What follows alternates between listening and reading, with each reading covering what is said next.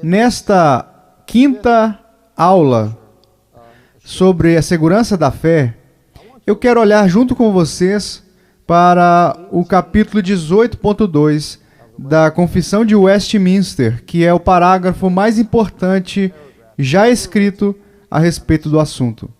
Então aqui está. Esta certeza não é uma simples persuasão conjectural e provável, fundada numa esperança falha, mas uma segurança infalível da fé, fundada na divina, e aqui vem, na divina verdade das promessas de salvação. É isso que nós vamos estudar hoje. Na evidência interna daquelas graças nas quais essas promessas são feitas. Isso é o que nós vamos estudar na próxima aula. No testemunho do Espírito de adoção que testifica com o nosso Espírito que somos filhos de Deus, sendo esse Espírito o penhor de nossa herança e por meio de quem somos selados para o dia da redenção. Isso aqui a gente vai estudar lá na aula número 7. Então, vamos ter 3 aulas a respeito desses chamados 3 fundamentos da salvação. Sendo a primeira as promessas de Deus. Bem, John Murray, o famoso professor do Seminário Teológico de Westminster, disse que estas palavras aqui particulares no 18.2 da Confissão de Westminster falam dos fundamentos da segurança. E ele disse o seguinte: quando falamos dos fundamentos da segurança, estamos pensando nas maneiras na qual um crente passa a entreter essa segurança. Não dos fundamentos a respeito dos quais a salvação repousa. Os fundamentos da salvação são tão seguros para a pessoa que não tem plena segurança, quanto para a pessoa que a tem. Lembre-se da ilustração da rocha. Então, quando vocês se lembram disso, nesse sentido, capítulo 18.2 nos apresenta o que John Murray chamou de uma base complexa de segurança, que inclui uma base objetiva primária, que é a verdade divina das promessas. Então, esta é a sua base objetiva de segurança, as promessas de Deus. As promessas de Deus em Cristo Jesus. Esse é o fundamento objetivo da segurança. Essa é a rocha sólida sobre a qual você fundamenta a sua fé e a sua segurança. Mas há também 2 fundamentos secundários: evidências internas e o testemunho direto do Espírito Santo. Falaremos sobre esses 2 nas próximas 2 aulas. Então vamos ver nesta aula as promessas divinas em Cristo. Thomas Brooks, o puritano, disse: as promessas de Deus são a carta magna de um cristão, as suas principais evidências para o céu. As promessas divinas são o ato de doação de Deus. Elas são a única segurança que os santos devem mostrar por seu direito e título a Cristo, ao seu sangue e a toda a felicidade e bem-aventurança que vem por Ele. As promessas não são apenas o alimento da fé, mas também a própria vida e a alma da fé. Elas são uma mina de ricos tesouros, um jardim cheio das mais seletas e doces flores.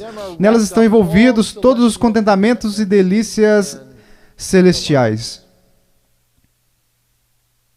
Anthony Burgess disse: é uma maneira mais nobre e excelente de encontrar a certeza da fé, confiando na promessa de Deus em Cristo fora de nós, do que obter a segurança, a certeza das evidências da graça dentro de nós.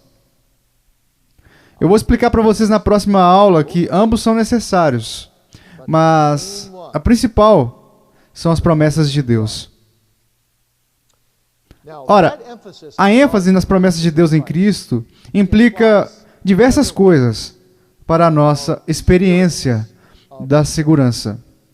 E no restante dessa aula eu quero dar a vocês 4 ou 5 dessas coisas. Número 1, nós não obtemos a segurança principalmente olhando nós mesmos ou qualquer coisa que produzimos a parte das promessas de Deus. Mas antes de tudo, é olhando para a fidelidade de Deus em Cristo, como Ele é revelado nas promessas do Evangelho. Portanto, as mesmas ofertas de graça e as promessas do Evangelho que nos conduzem à salvação em primeiro lugar são suficientes para nos conduzir à segurança também. Um puritano colocou dessa maneira: quando comparo as promessas de Deus nas Escrituras com o que experimentei sobre Deus, então eu digo que a minha salvação está segura e comprovada, porque as promessas de Deus nunca podem falhar. Disse Thomas Goodwin, o puritano: se uma promessa pertence a ti, meu amigo, então todas pertencem. Cada promessa, através de todo Cristo, é a substância sobre todos. Isso me lembra uma das minhas citações puritanas favoritas sobre as promessas de Deus. É de William Spostoway. Ele escreveu um livro inteiro sobre os poços da salvação sendo abertos. E ele chama os poços da salvação de promessas de Deus.